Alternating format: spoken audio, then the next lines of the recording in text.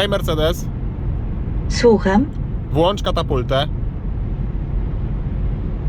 Okej, uruchamiam fotel katapultowy za 10, 9, 8. Nie, tylko żartuję.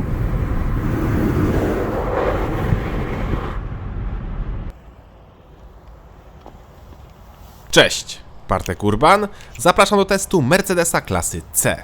I to Mercedesa klasy C All Terrain, czyli podniesionego kombi. Podniesionego kombi, które wygląda świetnie. Bardzo podoba mi się C-klasa w takim wydaniu. All Terraina poznamy po plastikowych obudowach wokół całego auta, które mają chronić lakier przed porysowaniem oraz o wspomnianym wcześniej podniesionym zawieszeniu, które jest podniesione o 4 cm. Mało, ale moim zdaniem wystarczy.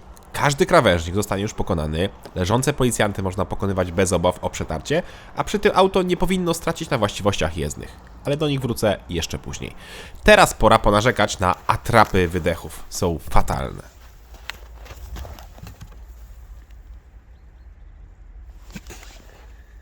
Ale poza tym nie mam się do czego przyczepić. No, można by nieco ponarzekać na felgi i opony, gdzie mamy dość niski profil i łatwo uszkodzić felgę, ale w sumie SUV-y jeżdżą na jeszcze większych kołach, więc to jest już chyba taka moda. Chociaż w sumie trzeba to tępić. Sprawdźmy zatem bagażnik. I tutaj od razu szkoda, że nie da się otworzyć samej szyby, jak na przykład w konkurencyjnym kombi od BMW w serii 3. Kufer ma 490 litrów pojemności oraz duży schowek pod podłogą. Są też dwa haczyki na zakupy, gniazdo pod zapalniczkę oraz z poziomu bagażnika możemy położyć kanapę. I jak mamy elektryczne fotele, to te same się przesuwają z przodu po to, żeby kanapa idealnie się rozłożyła. Drugi fajny bajer to roleta, która sama się podnosi wraz z podnoszeniem klapy. Tak powinno być zawsze.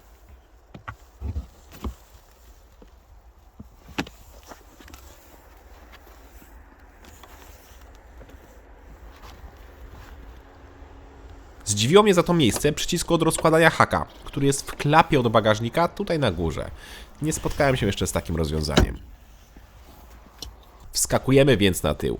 Tutaj kolejne zdziwienie. Zagłówka nie da się podnieść łokciem. Skandal. Na szczęście miejsca jest już nieco więcej i to mimo szklanego dachu. Mieszczę się tam, a mam 186 cm wzrostu. Z tyłu do dyspozycji mamy podłokietnik, niestety bez miejsc na napoje, a z takim chyba dziwnym mocowaniem na tablet albo telefon, co w sumie nikomu w tym miejscu nie jest potrzebne, no chyba że to jest na coś innego. Są też gazetowniki w oparciach, a w opcji mamy oddzielne strefy na tył.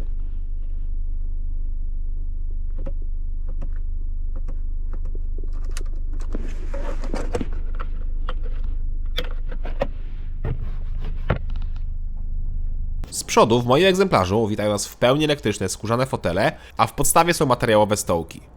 Fotel klasycznie, jak to już w Mercedesach, ma regulację na drzwiach, tam też włączymy podgrzewanie czy wentylację. Oczywiście to też są opcje. W opcji możemy też mieć elektrycznie regulowaną kierownicę. Pora na deskę rozdzielczą. Wnętrze nowej C-klasy jest zbliżone w układzie do flagowego modelu, czyli klasy S. Czyli mamy jeden ekran nad kierownicą, bez daszka, a potem drugi duży ekran na środku, który płynnie przechodzi w tunel środkowy z Piano Black. Na szczęście to Piano Black można zastąpić za 863 zł innym dekorem, co moim zdaniem trzeba zrobić. To będzie dobrze wydane 863 zł.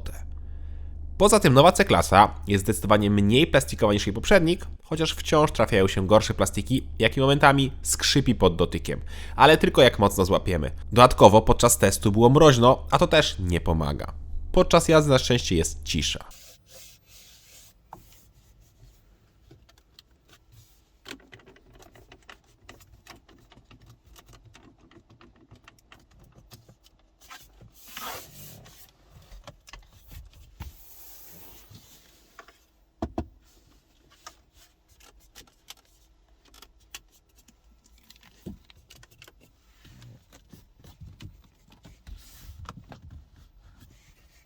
Nie wiem też, czy zauważyliście w pierwszej scenie z katapultą, ale po pierwsze, asystent głosowy ma niesamowite opóźnienie, a po drugie, jednego dnia popsuł mi się ekran.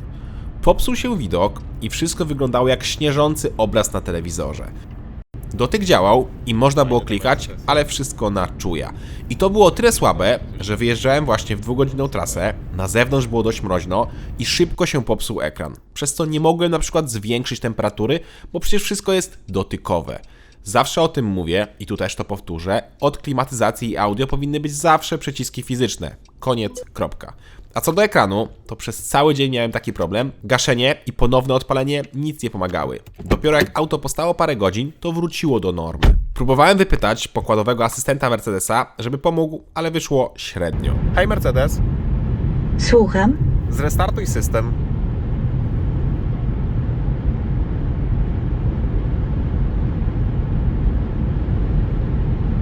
Przepraszam, to niestety nie działa. No widzę. Dzięki. Średnie też są te dotykowe przyciski na kierownicy, które mają dosłownie 1-centymetrowe gładziki. Naprawdę ciężko się je obsługuje.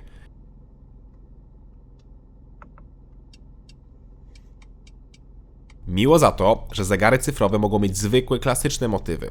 Oczywiście jak ktoś takich nie lubi, to też są takie bardziej kosmiczne.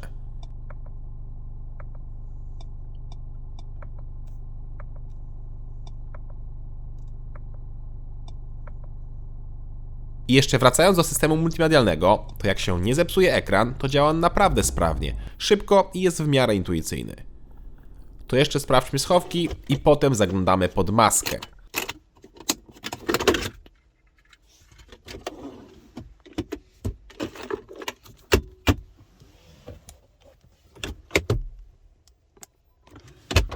A pod maską, w odmianie All Terrain, czyli tej podniesionej o 4 cm, mamy do wyboru dwa silniki. Jedna benzyna i jeden diesel.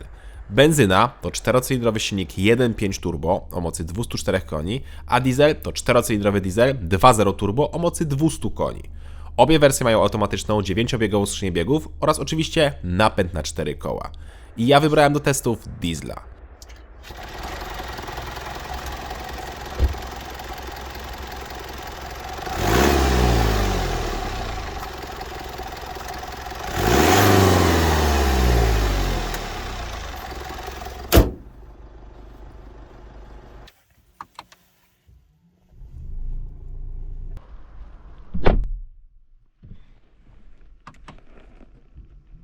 Co oczywiście słychać i słychać też nieco w kabinie, jak silnik jest zimny. Jak się rozgrzeje, to kultura jest dużo lepsza i nawet podczas przyspieszenia nie jest najgorzej. Nie najgorsze są też osiągi, bo katalogowo setka powinna się pojawić po 7,8 sekundy, co ja oczywiście sprawdziłem.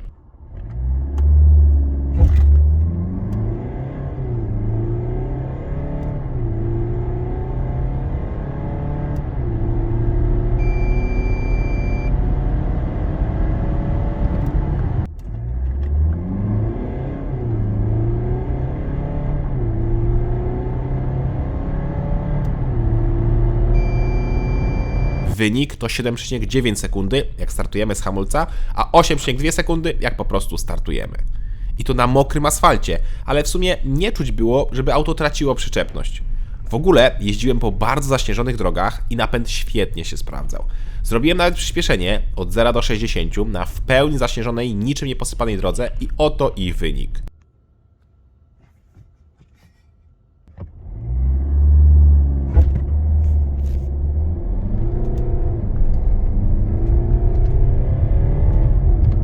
6,3 sekundy od 0 do 60 na śniegu, a na suchym było 3,3 sekundy. Ja wiem, że jest dużo wolniej, ale jak na takie warunki śnieżne, to jest kapitalny wynik. Auto super wgryza się w śnieg i czujemy się bardzo bezpiecznie i komfortowo podróżując po takiej nawierzchni. Żałowałem tylko jednego. Nie da się w pełni wyłączyć systemów kontroli trakcji i stabilizacji. Da się je uśpić, ale wtedy jak spróbujemy zarzucić auto bokiem, to automatycznie jesteśmy prostowani.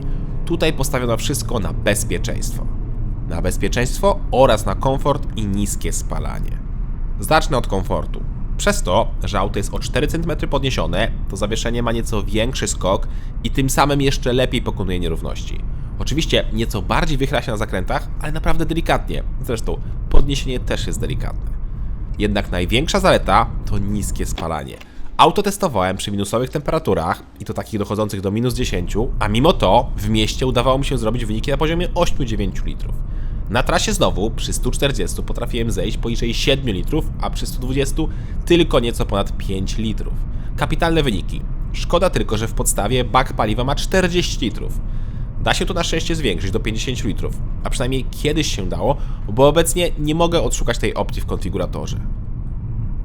W ogóle silnik ma układ miękkiej hybrydy, który pozwala nawet przez chwilę żeglować na zgaszonym silniku, a to też nieco pomaga w małym zużyciu paliwa. Ale najbardziej pomaga to ta skrzynia biegów. Po pierwsze, ma idealnie zamontowany drążek przy kierownicy, a po drugie, w trasie ma super niskie obroty dzięki aż 9 przełożeniom. Przykładowo, przy 140 mamy tylko 1750 obrotów, a dopiero przy 160 mamy 2000. Ba, nawet przy 200 nie przekroczymy 2500 obrotów. Piękna sprawa. Szkoda tylko, że skrzynia jest mocno ospała i czasami potrzeba dobrych 2 sekund, żeby auto zaczęło przyspieszać.